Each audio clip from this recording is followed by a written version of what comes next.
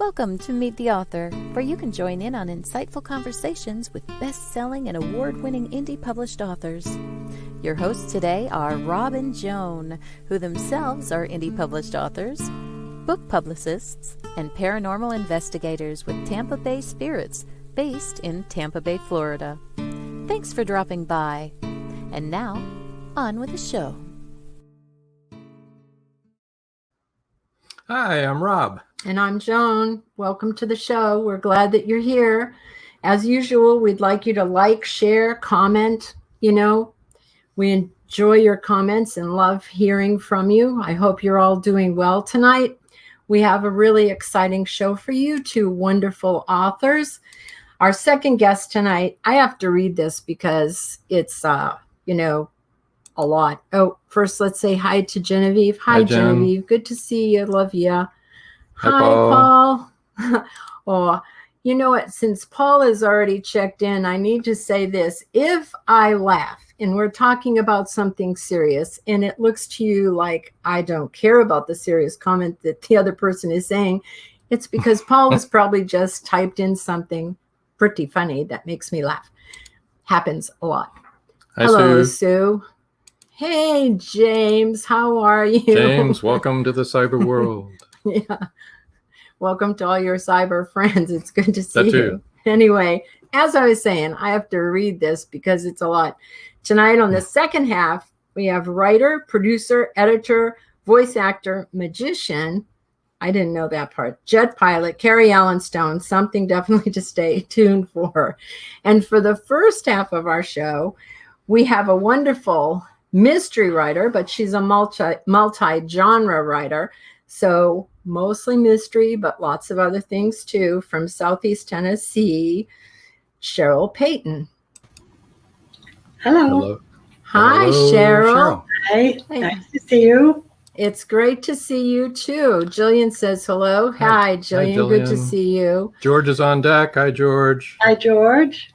I will be intensely interested in hearing what your author has to say about Lion's Gate. That's our second author tonight. We are too, George, and we're going to run a little blurb from Lion's Gate when we bring CARY on. Okay, so, all right. Sorry, one more thing here. Paul says, hi, Cheryl. Hi, Paul. Do you know Paul?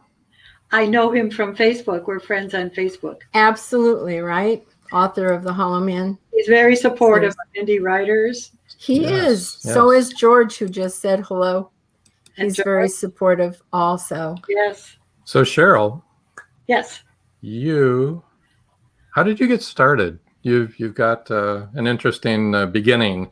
Way back when. Oh, God, don't say that to a woman. Well, not that ever. long. Yeah, it wasn't that long ago. That's enough to flatter your person. What the heck was that? Yeah, ancient history. Way back when. No. Lord help us.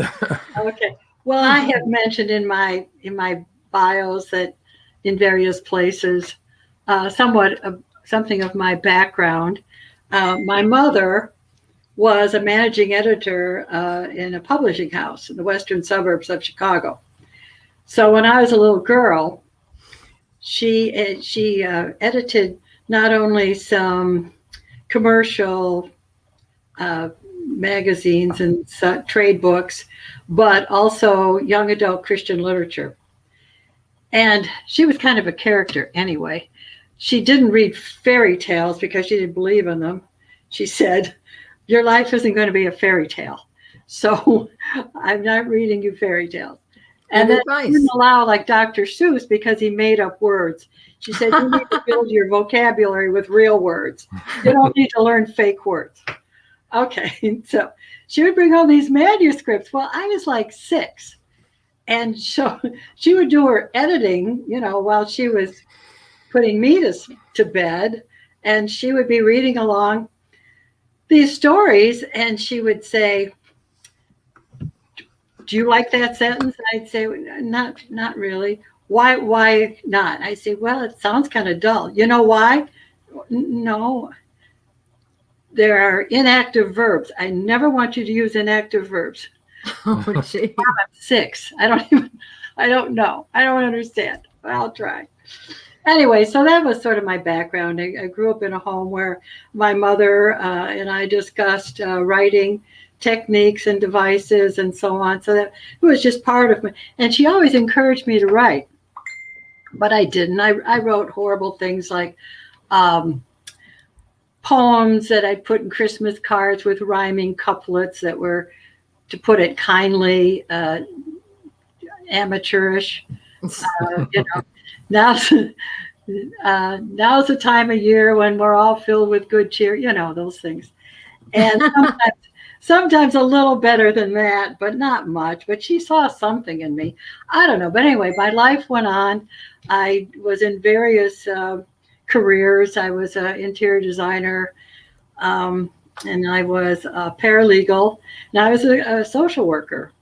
So I was sort of bridged all areas of social standing. And anyway, then retired. My husband and I retired from Chicago. We moved to East Tennessee. And in 2010, this is where my story starts for my writing.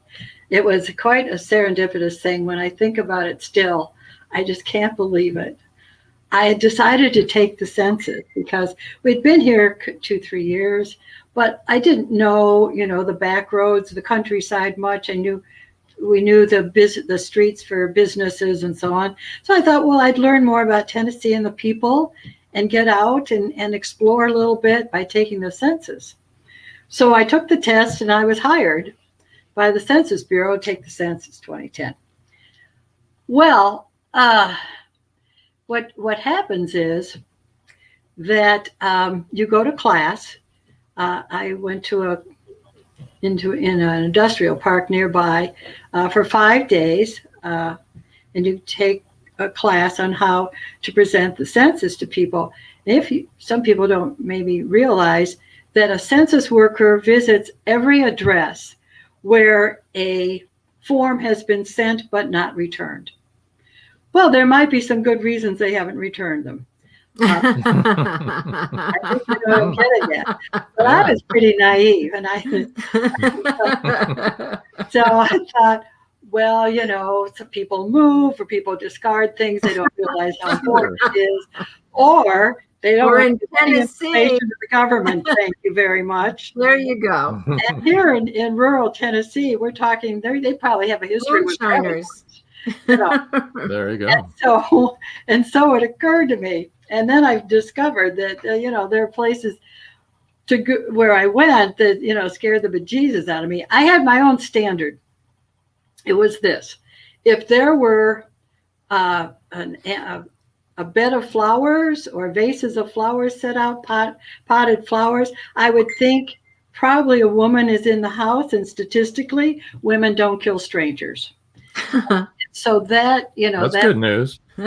Yes. So even, appliances in the front yard, if there were flowers, I would knock on the door. But there were places that were scary. So anyway, I was in a group of 15, 20 people. We were to do Loudoun County, which is the city I live in and the surrounding area. And we were given, or there was assigned a younger man, younger than I, man in his 40s, good looking, tall, well-built, very fit fellow named Bill Harris. And we were told that he would ride along with the women, primarily, I think only, if they were going to certain addresses or they had been to certain homes and they felt insecure about, approaching the door. Maybe there were dogs unleashed or, there are various signs that made them apprehensive. So that gave me the final clue. Okay. So anyway, so Bill Harris, when he was riding along with me one day, we got into conversation about one another, and we were spending the day right in the car. So, and he's telling me some of his past, I'm telling him some of mine. And he's saying that he had most recently been a nuclear weapons courier at Y-12. You might know Y-12 is in what was the Secret City in World War II, where the first bomb was made. And I had known of Oak Ridge, or as the Secret City. Anyway, so he told me about his function as a courier, which was something that was new to me, that he would, and there were 27 agents that would form a convoy with 3 trucks in the center. And there was a certain lineup of agents in 9 different vehicles that would drive these nuclear weapons and nuclear material to military installations around the country, like to Pantex in Texas and out to Georgia. And I didn't know anything of this. I thought it was fascinating. Anyway, he told me about this, and then he told me that he was, looking around for another job to settle into, and in the meantime, he was teaching gun safety, firearm, as he would call it, safety, and that he had a website. And he said, as he got to know me, I think he realized, he said, I think you would be like my target audience, if you excuse the expression, because you don't know much about guns, but maybe you would feel more secure. Let's say you're living alone and in the country. And he said, if you would look at my website, I would appreciate your comments on how you think I come across. Are you enticed to take my in-home training sessions and this and that? So in the conversation, I told him a little bit. I said, well, I know something about editing. My mother was an editor, and this is something that I know, proofreading symbols and this and that. Anyway, I just wanted to, give him some street cred that, I could probably do a decent job. So I went through his website, which was several screens. And so I came back and I gave him some refinements. And I said, maybe first off, don't use the word firearm. For someone like me, handgun, is more meaningful. And I said, put some pictures of yourself and, tell people you're married with a teenage daughter, that you're an upstanding citizen and a family man and this and that, and some pictures. He's a good looking man. So I thought that would probably sell a lot of women right there. And so he appreciated that. And then we got into another conversation that led from that. After I did that, proofreading of his, he appreciated, thought I did a good job. He said, I have this short story that I wrote about my work. And he said, maybe you could read that and give me some pointers. He said, I think you know something more about writing. And I'm thinking to myself, yeah, I think I know something more about writing. He had been in the military, been a great marksman. He'd been into Iraq. He had taught marksmanship, in Iraq. He was, as I said, he was a nuclear courier, armed to the teeth. And so, I didn't think he had spent a lot of time writing, So he brought his short story. We met for coffee. And I read the short story. And it was basically an assault on a nuclear weapons convoy. And so as we talked about it, I said, well, you haven't given any backstory to the characters. They don't come off the page. You don't have any physical description. You don't have a description of, and this guy comes around and shoots, and this guy comes around another corner. I said, this guy doesn't, I don't care if this guy dies or this guy, because I don't know them. Right. You have to give some background to the story. And so I went through the story and I gave him, wrote, crossed out a lot of things and wrote some things in. So we had coffee. We were about to have coffee. We met with our group. And as we disbanded, he said, well, let's go get a cup of coffee and you can tell me more about the story. He said, I'd like to develop it into a book. So then we're riding in the car a few minutes to a little restaurant here in where I live. And so I'm telling him Well, and the female lead, maybe you should have a romantic interest among the single couriers. There might be one, that would give her another perspective and more relatable, and be another tangent to your story. And you can do this and you do that. Well, we got out of the car, and I still remember he looked over the car at me and he said, "You should write the book." And is that how your first book came into being? I walked across the parking lot and I opened the door of the restaurant. I heard my mother say, "You should write the book," because she always thought I could. And there it is, 6 minutes to midnight. I thought so. I thought it sounded like that plot. And we even talked about the fact that it's no longer 6 minutes, is it? It was then. 120 seconds. 120 seconds. Then it was 6 minutes with the Doomsday clock. Well, the next morning I sat down and I started on a book that ended up to be over 120,000 words, my first book. Awesome. And so that's how it started. It was his story. And I sat down. I was, very naive. I didn't know much about really published writing.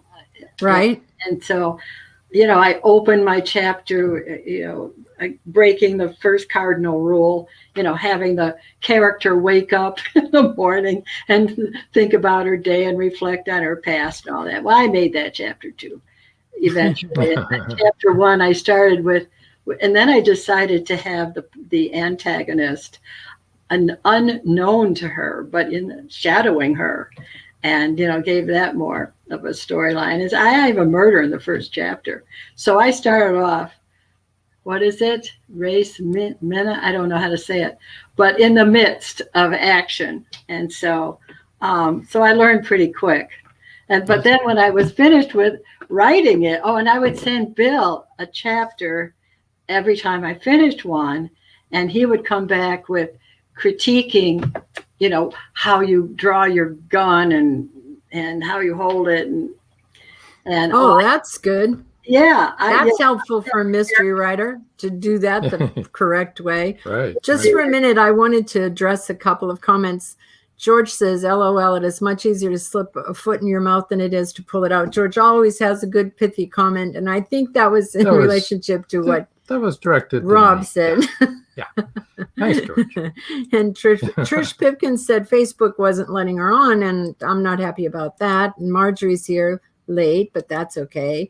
And then Trish said stuff like this, I think she means this stuff. Is not a coincidence. That's a great story. Yeah. That was not a coincidence, especially if you heard your mother saying, right, you write the story. Right. Yeah. So then how did Alex Trotter come to be? Well, and then, I was, flush with the pride of having written a book. Of course. Everyone feels that way. It was a big accomplishment for me. And I contacted Ex Libris for publishing, and they asked me all these questions about the book and so on. And I thought they were going to have, editor sitting around a conference table discussing 6 minutes to midnight is pretty good for the first time.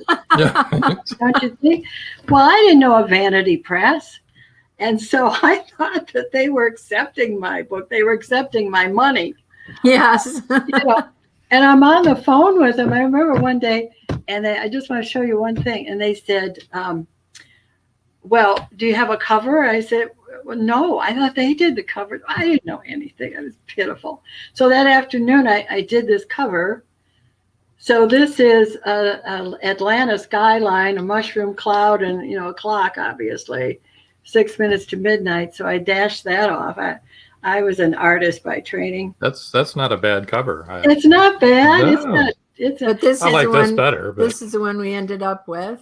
This is. But I like the other one explosive. too. Yes. But anyway, so that's how I got into my.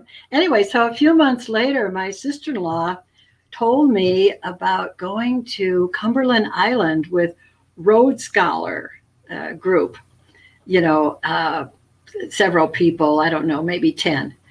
And they stayed at this inn on Cumberland Island, and that there's most of the island is like a game preserve, and there are horses that run wild on the beach, like you might have heard in New England. There's an island, I know, and it's thought that perhaps they're the descendants of pirates' horses when pirates were maybe marooned or sank at sea or something. And then she said, but it was rather spoiled. It was spoiled in the evening. One of the members of the party, somebody's husband, would drink to excess and get very loud and obnoxious and try to kiss the other women and so on. And I'm Great.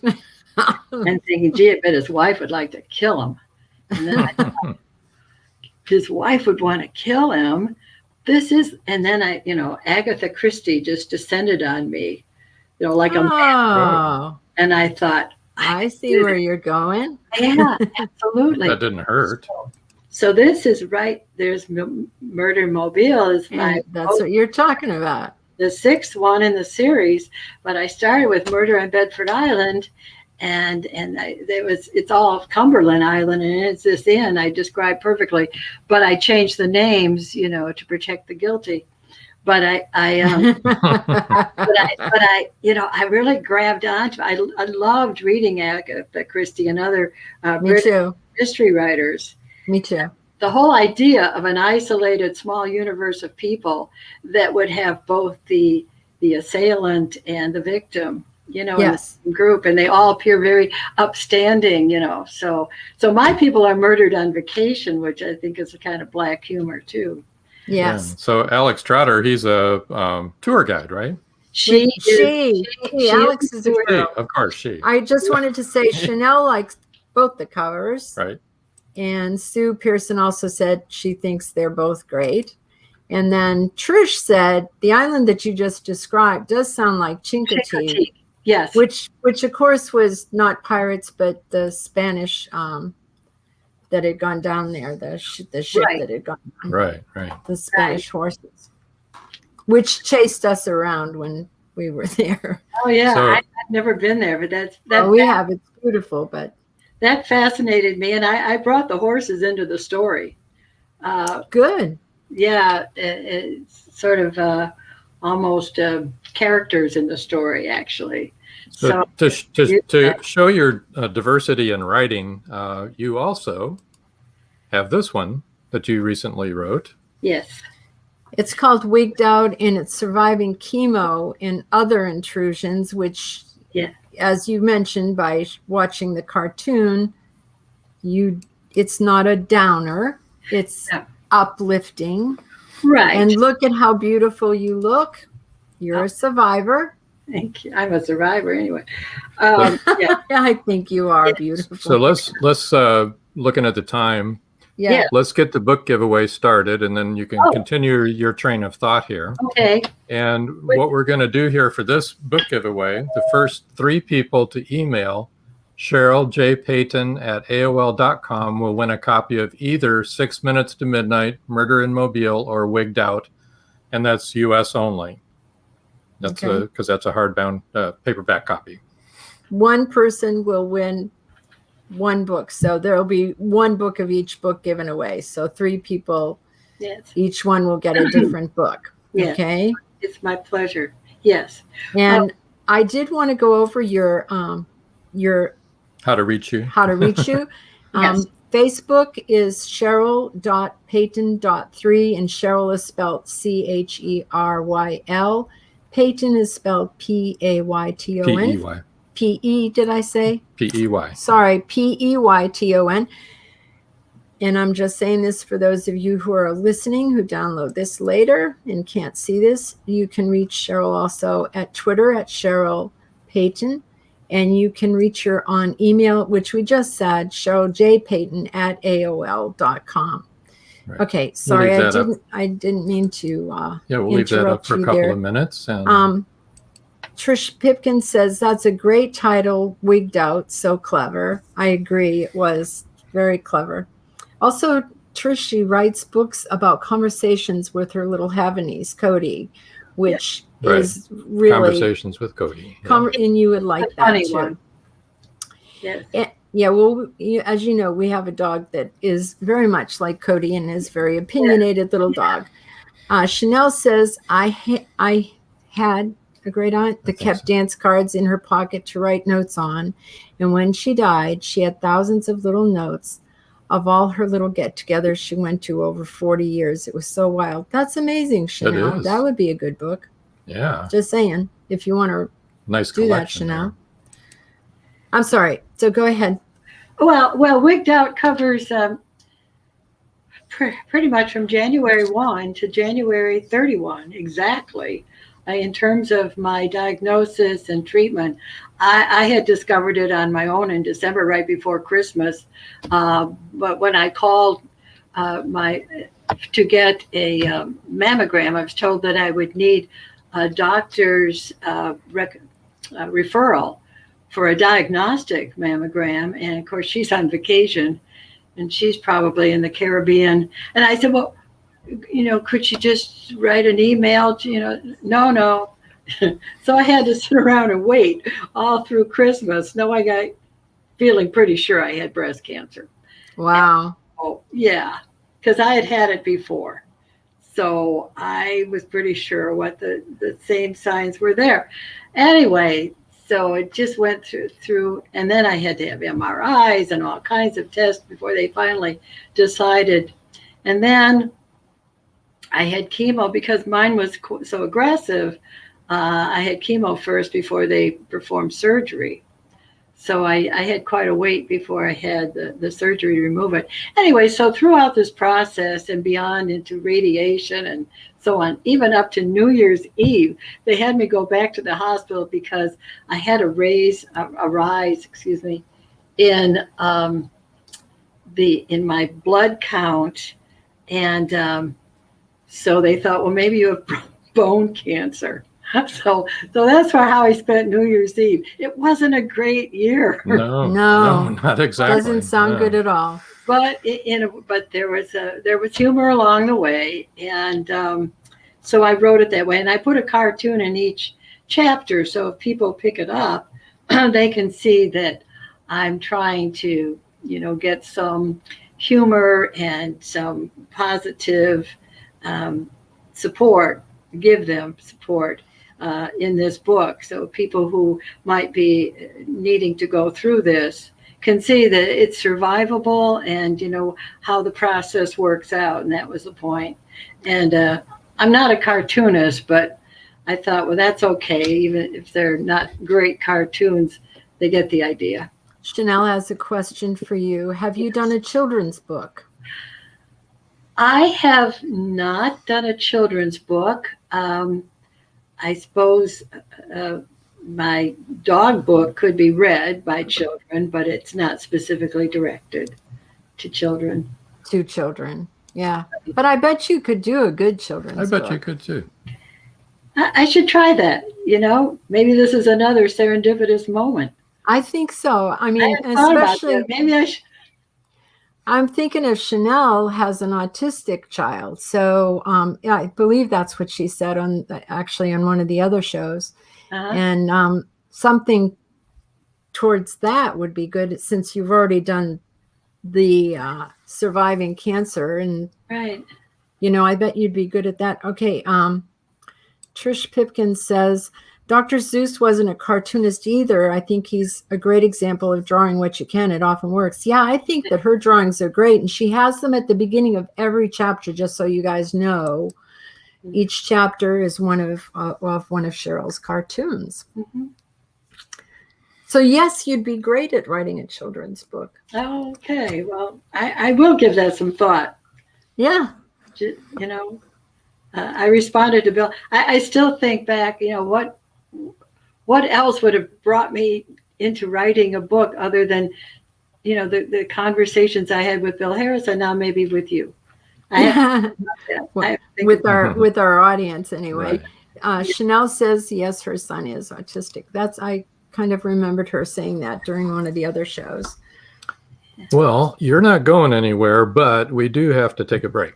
Yes. So we are going to take a break. When we come back, we're going to have a little surprise trailer on, and then we're going to introduce our next guest. George, get ready with your questions. Yeah. He's been waiting for this. So if you all will just hang tight there. Hang on just a minute. We'll get this cranked up here. See you in a couple minutes. Oh, yeah. Life just got sweeter now that WLFE DB has merchandise. Show your support by purchasing your t-shirts for WLFE, Paratalk Radio, Inside the Drag Closet, and more. But it doesn't stop there. T-shirts, coffee mugs, tanks, buttons, cloth bags, and more. Go to WLFE-DB.com. On the top bar, click on the merchandise tab and bam, there you go. You got merch. Support the shows. WLFE-DB.com. At Indie Book Source, you can shop by genre or by author, and you will be buying direct from the author's main purchase link. We offer hundreds of titles in formats that include ebooks, paperback, hardbound, and audiobook. Support an indie author. Visit indiebooksource.com today. The rest of Captain Parker's flight crew had been rounded up, and they sat in the lobby in deep shock. They provided as much detail as they could in between the trauma and crying. A young flight attendant shook so severely they had to sedate her. There was only one crew member missing.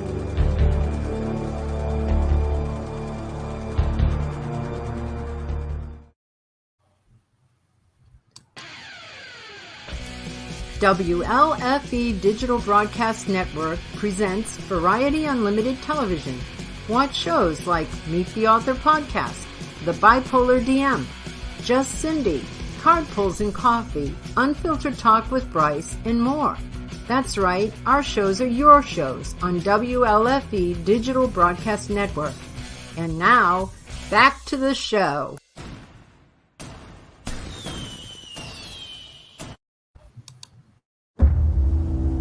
Happy anniversary, my love. In 1979, a gruesome set of murders was committed. It was filled with such rage, a vengeful curse was born. Sinners will face their ultimate fate. You don't know who I am, but I know who you are. I would make them suffer, just like Mom did. History is written in blood. There's no help for you. Room 9. I can hear you. Look for it on DVD and digital. Well, okay. Wow. Yes. The wow is right. You produced that? Some people aren't going to sleep tonight. Ooh. If that didn't get your attention, I don't know what I can say. So maybe you'd like to tell us exactly what that's all about. And wait a minute, just one thing I wanted to say. Hi, Rob and Hello, Joan Robert. and guests. Hello, Robert from Australia. And you came just in time to see that wonderful trailer, which Cary will explain what he has to do with that. Yes, 2019, I had a partner. We were in the film business, and we hooked up with a gentleman that needed, hey, Paul, who needed his film finished, edited, and the sound. And we stepped up to do that. And then we got it finished. We cut the film and added the sound, and we finished it in time for the QC check at Lionsgate. They loved it, and there it is. Here we are. So that comes out July 20th? July 20th, yes. Okay. That's the release on that. On DVD. and I got a producer credit. So at the end, be sure and watch that name going up. There you go. There you go. It's, I like that name. It's very important.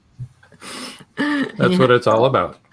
Yes. Well, as I said, I read all the things that you've done. And George, if you have any questions about him producing that Lionsgate Room 9, you can ask him anytime now.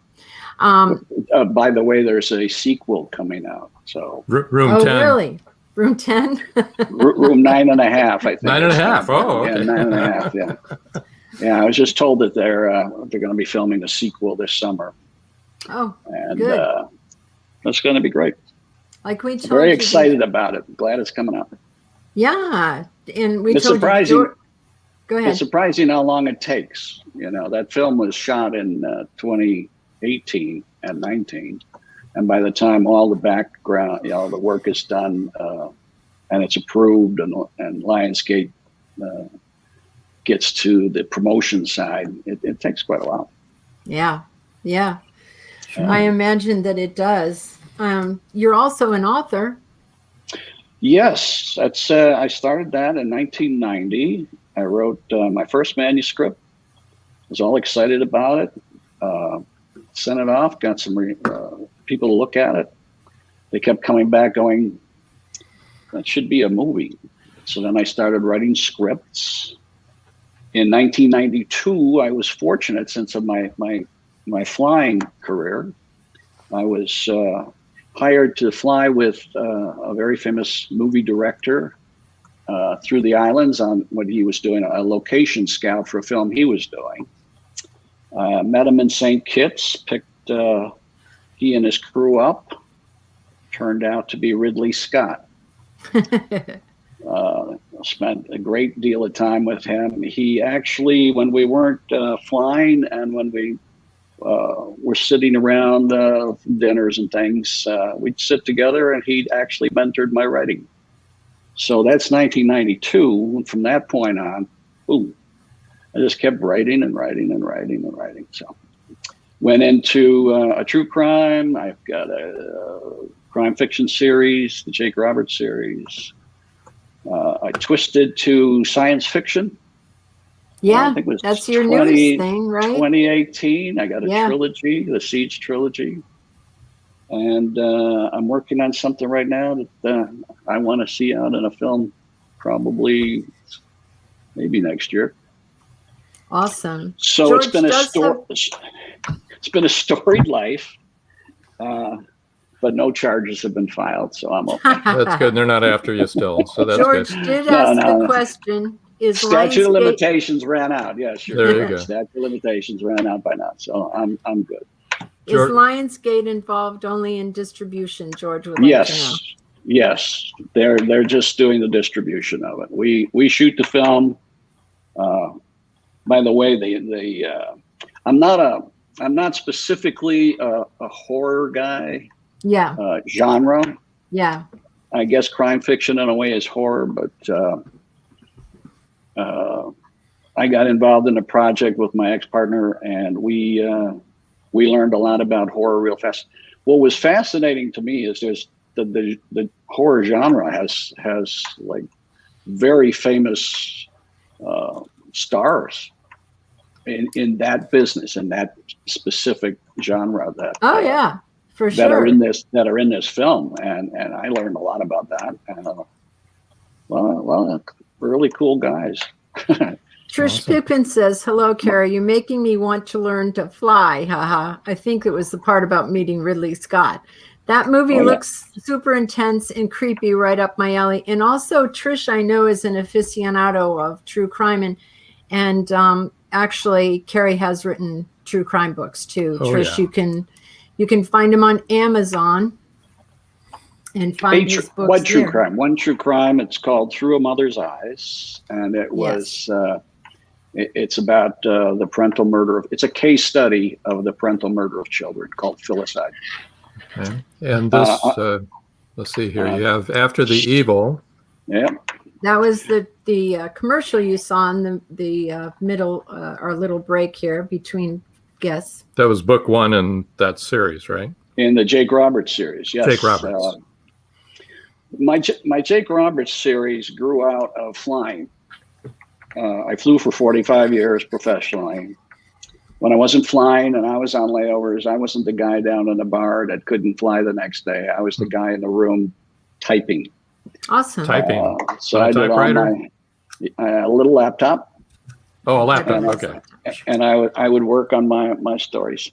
And After the Evil actually was a story. For some reason, I thought, wouldn't it be fun for a flight crew member that goes to all sorts of different cities across America or international, and on the layover would commit heinous crimes. Wow. Which means they leave the next day. They leave. And That's there's no good. trace.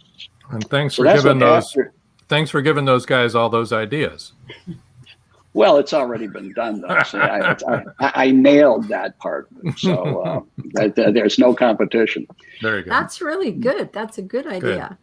The series then advanced through serial. Well, they're all serial killers, but I actually have in the end of the series a gentleman called Richard Graham from a facility, a mental health facility in London. He enters the book, and he is right up there with Hannibal Lecter. So good. that'll keep you busy. Yeah, and then we have the Seeds Then you trilogy. shifted to sci-fi. Yes, always been a very big fan of science. Always followed science. I love Elon Musk is my hero, and I thought, okay, I've got a nice. I'm pretty satisfied with the crime fiction. I think I'm going to try something I've always wanted to try. So I wrote a sci-fi book. Then I thought, well, that came out okay. I'm going to write the second part. And then I wrote the third part. And then I added it into the Seeds trilogy.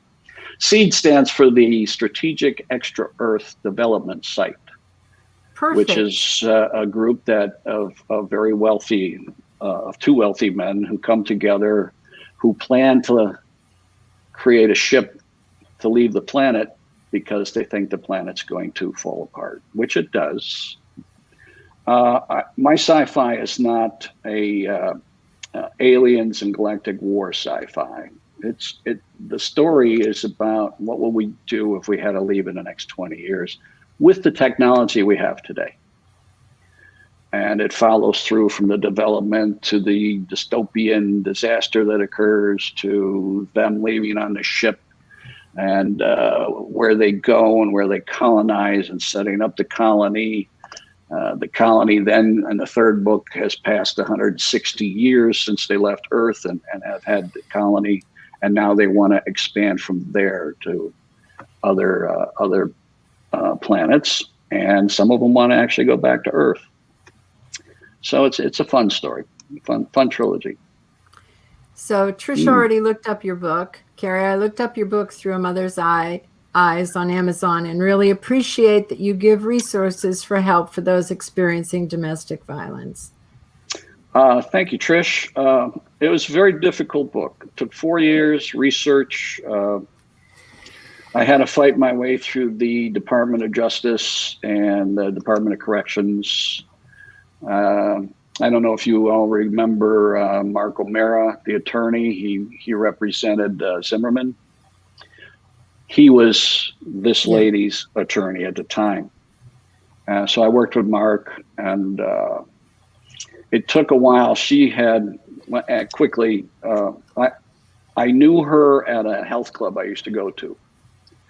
And I walked in one day, and she was very, very, very distressed. And I said, I think when I get back from my 2-day flight that I had to do, I'll sit down. If she's still that stressed, I'll ask her what's going on, try to solve it. So I went and did my flight, came back, I was still in uniform, pulled my flight bag in, sat down on the couch, turned on the evening news, and there she was, handcuffs, being marched off. She had taken her son's life the night before. So besides the guilt that I had for not stepping up sooner, I thought, if I can get to her, she was incarcerated for 25 to life. I said, if I could get to Julie, maybe she and I could do something about stopping another one. So I contacted Mark, and Mark put her through them. And it just went on with letters and things for years while I was doing the research about the legal system and Department of Corrections. And then I asked to be able to visit her, and they refused. They said, well, we'll give you an hour as a journalist. I said, that an hour is not enough. I need more. So I talked directly to the warden one day, and I said, look, I need to sit down with her, and there's a lot that we have to go through. And he said, I don't want her profiting from this book. I said, she's not going to profit from the book at all. We're doing this to try to save another child. I said, and to keep more women out of your correctional facility. And he said, Mr. Stone, I'm going to give you unlimited time. Give us 24 hours in advance. And from that point on, I sat in a cell with her for 8 hours a day for about a week. We put the book out and that was in 2000. Since then, there have been letters where people have said, I read your book and I changed my mind. Oh, that's wow. That's really, that that's is wonderful. So awesome. Really, Yeah. you should be so thankful that you wrote that. And Sue Pearson says, thank you for doing the book, and affirms what Trish said. That is so needed. Sue, if you do read the book, it's the book covers everything that can go wrong in a marriage, drug, pharmaceutical drug abuse, domestic violence. Her husband, I remember when I was talking to the detectives, interviewing the detectives, I said, well, I want to go interview him next. They said, stay away from him. He's not right. He said, it took 6 of us to tackle him in the precinct when we told him. He says, they said, you'll take a bullet in the head. Wow. Wow. She just went through absolute hell. The interesting thing that I want to add is she did take the life of her 6-year-old son, but she was a mom who loved her son more than any mom I think I've ever known, including mine or my kids. She was trying to save him from the husband. So it's not an easy read. Anybody who picks it up. I used to sell the book with a box of Kleenex. Yeah. But you're gonna have to get your own Kleenex now. Yeah. Speaking of selling books, we need to get your book giveaway going, and we'll put that up here right now. Book giveaway: the first 10 people to email CaryAllenStone1@gmail.com will win an ebook copy of either Seeds Trilogy or After the Evil, your choice. And that is worldwide. That is worldwide. And I just want to say that the Seeds Trilogy is the trilogy. So it's all 3 books. Right. All in one. She just bought the books. Trish just bought. You bought through your mother's eyes. The mother's eyes. Yep. Awesome. Through the mother's eyes. Awesome. Yep. Okay. Awesome. Yeah. Unfortunately, it's a very needed subject, and it's a needed subject for people. It's an interesting thing too, because I have over the years, I've done a lot of interviews for it, but it's a subject matter that nobody wants to touch. Right. Well, nobody wants to know. Nobody wants to face it, but it happens. It happens so much, and it happens. And you see it happen, and you're shocked every time. When you do see it. And the book will tell you why it happens. Yeah. So. Well, cool. Let me put your stuff out here. Cary Allen. Wait a minute. Let me email that guy. Go ahead.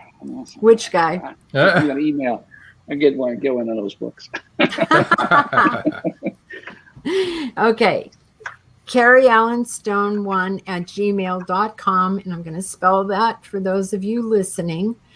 CaryAllenStone1. Number okay? 1. That's his email. First 10 people will get either Seeds, your choice, the Seeds Trilogy, or After the Evil. And if you would like to follow his tweets or tweet to him, it's @CAS Author. Facebook is Cary Allen Stone. Pretty easy.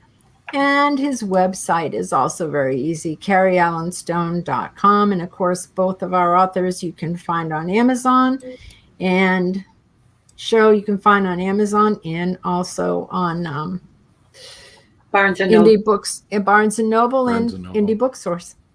Trish Pickens says, I got away from a narcissist, and I truly appreciate people who want to help. Yes, it's part of it. That's part of it. Yeah, I'm afraid there are a lot of them. It's tragic. There's nothing else.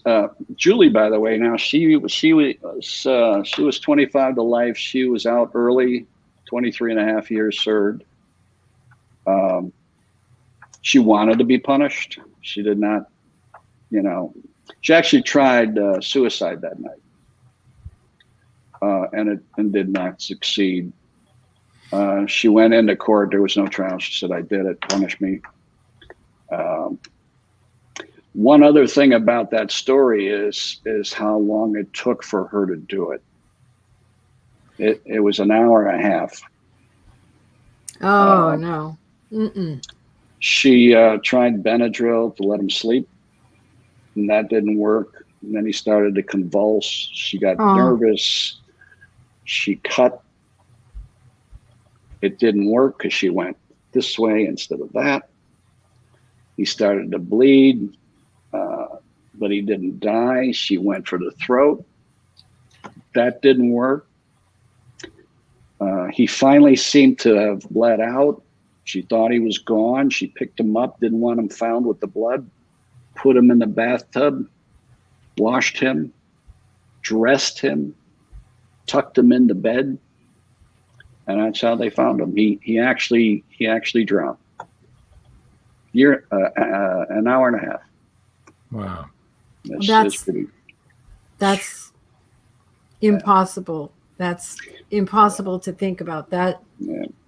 I'm a mom of six. But it's a subject that I'm surprised that they just don't want to deal with. I've sent that to Oprah and everybody, and they just we can't do it. Yeah. It's horrifying. It is. And it's not a horror story like Room 9. It's a true story, true time. James just said his chat was down. He's back. Welcome missed back, you, James. Hi, James. Yeah. It's been a good author career. I've had fun. I've done a lot of stuff with a lot of other things too, and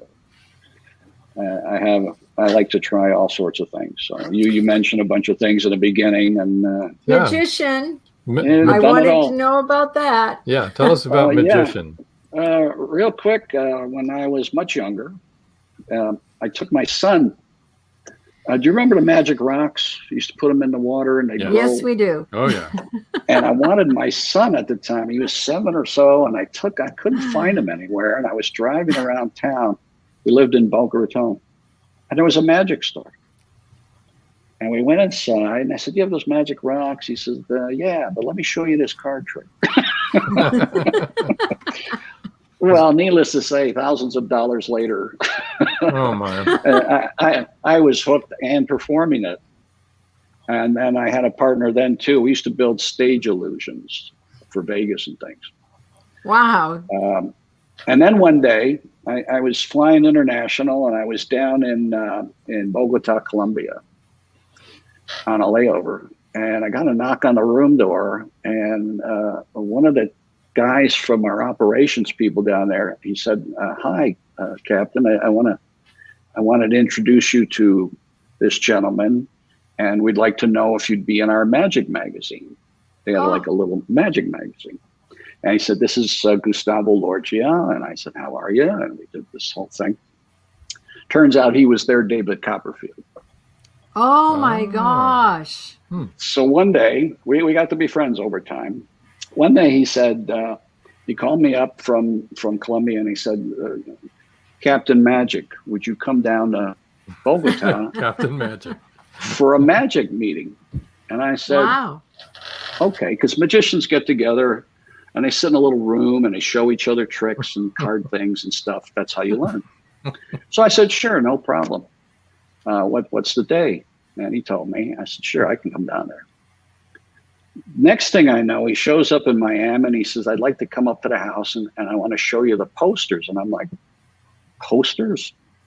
So he drove all the way up to Boca, and he walked in and he kind of rolls this gigantic 4x6 poster, Gran Noche de Magic, Bogota, Colombia. And I'm representing the United States against professional magicians. Surprise! That's the it's magic trick. I said, whoa. I do comedy magic. This is way over me. But anyway, I went down for this thing. It was black tie, evening dress, ambassadors, government people, 1,500 people, their kids. And I sat in the rehearsal watching these guys were producing parrots, not doves, parrots. And I'm like, my God, I can't, this is way over my head. So he said, come on up and practice. And I said, there is no practice. I just wing it. Oh, God. So that night I showed up down there. It was packed, and it was my turn to go up. And I walked to the edge of the stage and I said, you've just seen the most amazing magic. These guys are great. I said, but I want you to remember Captain Magic. So what I'm going to do is I want to volunteer from the audience, a young lady, please. And like everybody came running up, picked one of them. And I said, I stood her on the stage. I said, so you remember me, I'm going to cut her in half, which I did. And did the whole illusion thing. It was awesome. I spent the rest of the night. It was so cool. Signing autographs, taking pictures with families. It was really fun. Really fun like that. I mean, I couldn't have ever come up with something that cool. You said that you were going to do a magic trick for us, right? No. Oh, you didn't say that. Yes. Yeah. Oh, no, I did. At the end of this, I'll disappear. Oh, okay. All right. There you go. So anyway, no, I did the magic, and that was actually the last time I ever performed any magic, because I thought I can't beat this. This is great. But I did comedy. I did stand up. So that kind of stuff for me is easy. I love going up and doing. I did that for 30 years. When I was having a good time. So all that stuff, the stand-up, the films, the voiceover, all of that, it's just stuff I love to do. And it's been a lot of fun, and it's still not over. It's still not over. I got 3 films that I've been working on lately, and I'm writing, and there's so much more for a 68-year-old guy. There you go. So who is your all-time favorite magician, Trish wants to know? And plus, James Ricard said, LOL. Well, I actually met a lot of the famous ones. What's his name? Copperfield taught me a really cool rubber band thing. Just rubber bands with your hands. And it was so cool. And it's something you can do this close to you, and you just can't figure it out. So I learned that from him. Lance Burton in Vegas. We used to hang out with him when we were in Vegas all the time. He was awesome. Gustavo is still performing down there. He's please come back. Please come back. Yeah, a lot of good people. Cool. So we're at the hour mark. We have a little bit of time left. We can stay CARY, on a little bit longer CHERYL, than the do you hour, guys people. have any questions for each other at all, or have any comments? Or I loved your story, Cheryl. Oh, thank you. I love yours. Nice. Yeah, it's looking good, and you got it down. You got it down. Oh, and before I do anything else, I should have done this in the very beginning. I want to thank Rob and Joan for all the stuff you two have done for authors all these years. Oh, you have been so supportive and so helpful. And for independent authors, it's a struggle. Mm-hmm. So you have always been in our got our backs. So we appreciate that. Thank you. Yeah, you're welcome. Thank you. Thank you. Thank you both. Our pleasure. And Yes. James says, absolutely. Thank you, James. Thanks, James. Carrie, I just want to ask you one question. Have you ever told anyone how you do a magic trick, ever explain it? Or is that, it seems to be a code among these magicians that you never tell how a trick works. Is that pretty much true? Yes. Yes, especially when it comes to like escape thing with handcuffs, you never tell the police. You never tell them how you do it. You just do it. How you get out of the cell and everything. They just, you can never reveal that to them. All right, I gave you an opening there. Trish says, Penn and Teller tell. You know, they do. Now they do magic, tell. Okay. Everybody tells everything. It's not as quiet as it used to be. When I was doing it, it was a secret. Now you can go on YouTube and just about see anything you want. In fact, that a lot guy, of those Angel or something that was in Las Vegas? I used to Peter be there all the Angel, time. what's his name? David Angel, I think. David. He was so good. He was an illusionist. Mm-hmm. You know. Well, there's guys that perform everyday magic, stage magic, and then there's the guys that Chris Angel. That's it. Yeah. that are so creative in their own magic. They create their own magic, and those are the ones to watch because you don't know their secrets. Yeah, he was. I mean, we watched him, and he did stuff that I'm just like, okay, wait a minute now. You just can't figure it out. Yes. Nope. James said Penn and Teller are a special case. They are a special case. That's a way of saying it. Yeah. How do you get away with your whole career not speaking? Unless you're, unless you're Harpo.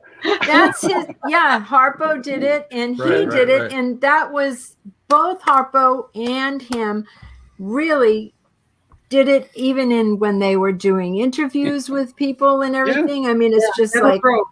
Yeah, they're never broke character. Stayed in character. Yeah. That'd be impossible for me because I just can't shut up. I just keep talking. Now, Trish says, Carrie, my husband would love to get into voice acting. Do you have any advice for those starting out in voice acting or voiceovers or even reading Audible books? Because I know that you do your own Audible books. And you do a good job, by the way. Really well done. Thank you. I've done some movie trailers and things. The first thing you want to do is get yourself a small studio in your house. Find a closet. A closet's great. Wait a minute. I just have to interrupt for a minute. George thinks he's magic. He made 4 wives disappear. I'm sorry. I didn't want to be laughing during while you were talking about this serious thing, and I was going to laugh because that's funny. Okay. Go ahead. All right. Get a closet. Cheryl, you might want to talk to that gentleman because that may be a story. Yeah. He didn't mention how he made them disappear. No, I noticed that. That was the first thing I noticed. The first thing I saw is, how did you do that?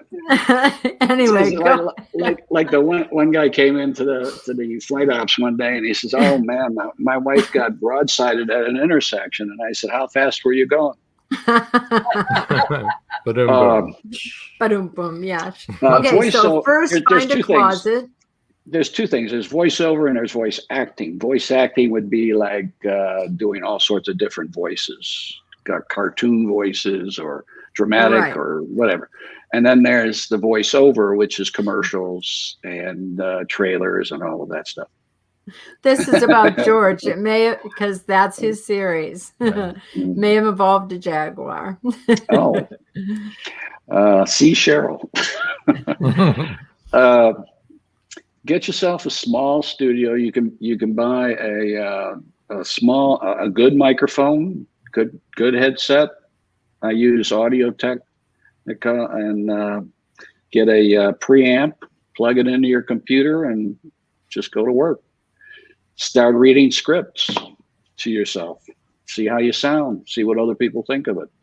If you get good at it, then start putting your name on like ACX. You can go to ACX and become for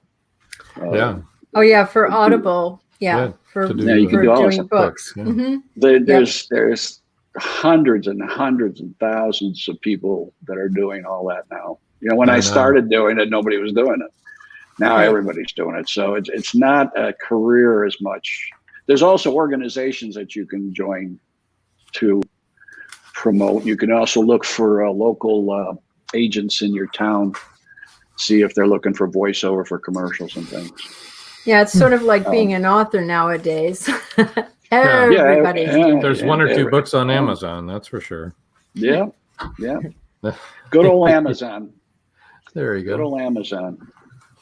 So, Well, that thing about the Jaguar being involving a Jaguar is because that's what George writes. Oh, no, he said it didn't involve a George Jaguar. is going to correct the He Jaguar says statement. it involves screwing up really bad. So they must have really screwed up bad, huh, George? Those wives screwed up really bad. Trish says thank you, Carrie, for answering that. So thank you, Trish. Well, I hope you guys all enjoy Room 9. It looks pretty scary. Yeah, it looks pretty intense. Yeah. Don't watch it alone. You have the best of horror actors in there. They're strangely enough, if you go on, we got that, George. IMDb, you'll see the actors in horror are actually their star meters.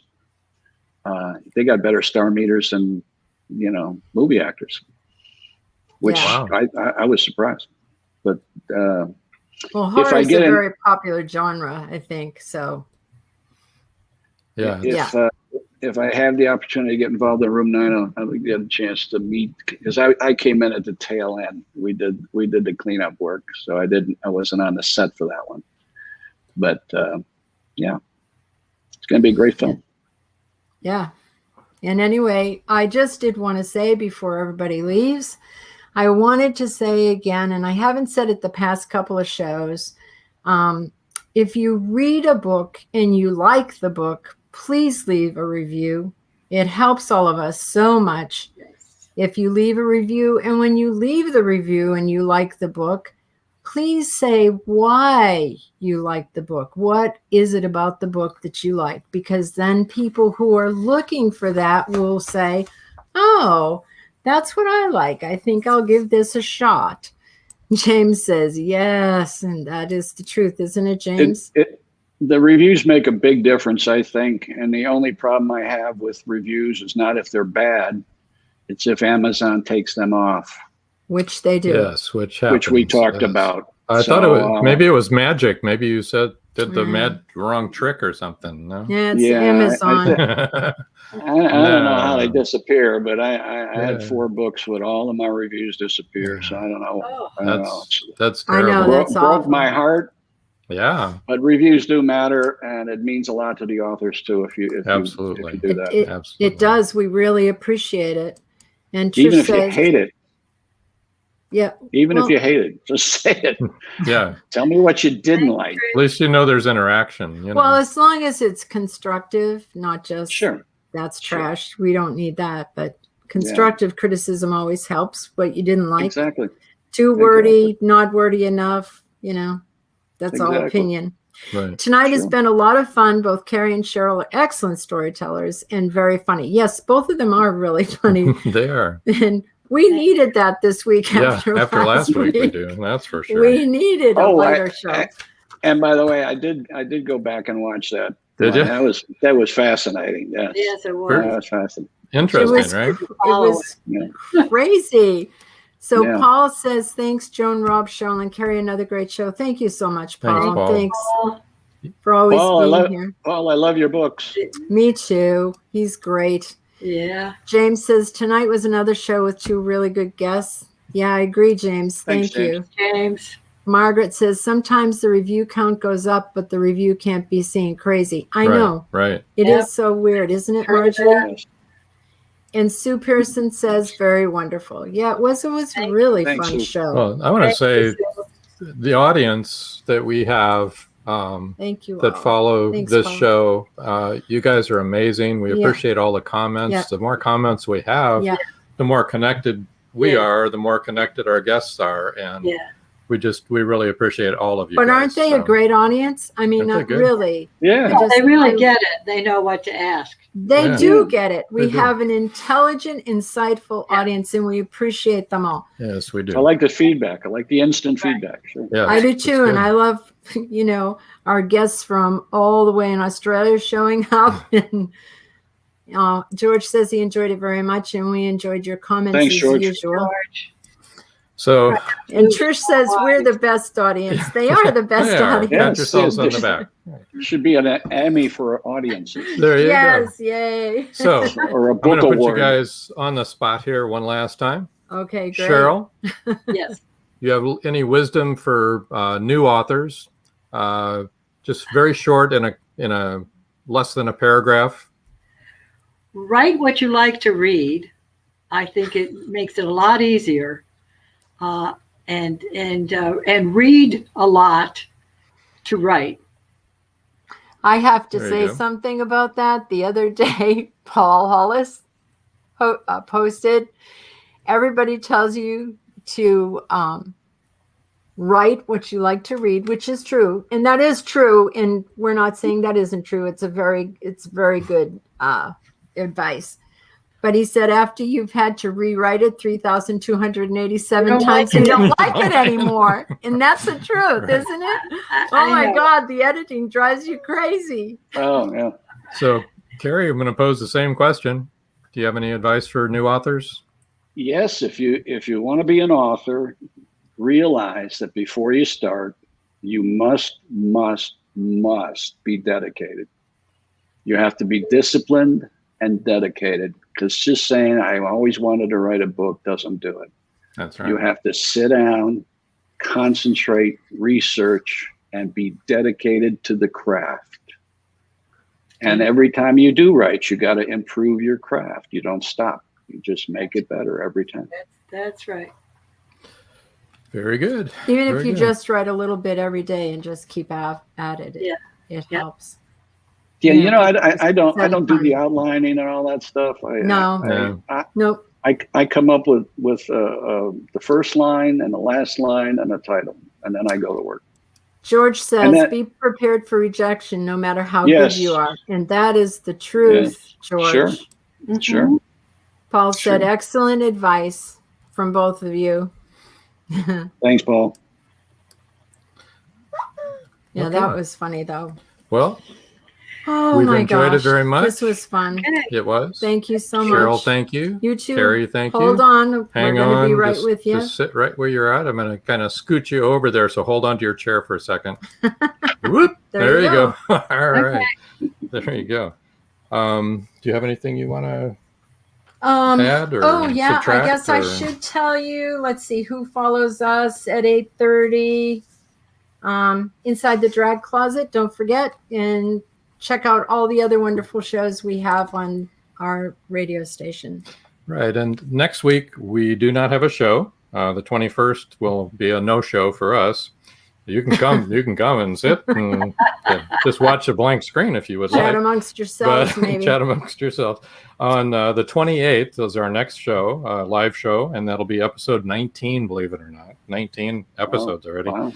Seems like we just got started. Author Del Jones, he writes in the sports area, and Rick Benson, he's a fantasy author. Oh, and we're going to get Rick Benson in here. I've had some of those. Yeah, me there you go. too. But sports and fantasy are kind of. Oh, I should have worn my Lightning shirt. We won the Stanley Cup. Yeah, Tampa Bay. There you go. All the way. There you go. Congratulations. Thank you. I did it myself. You did. It was my watching every game that made it come true. There you go. They couldn't have done it without you. Couldn't have. There you go. Okay, well, until next time. That's all, folks.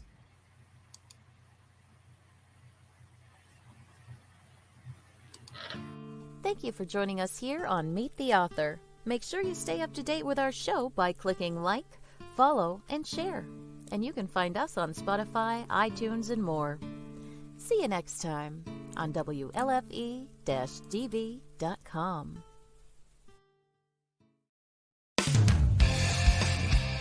You've been listening to WLFE-DB.com, where our shows are your shows.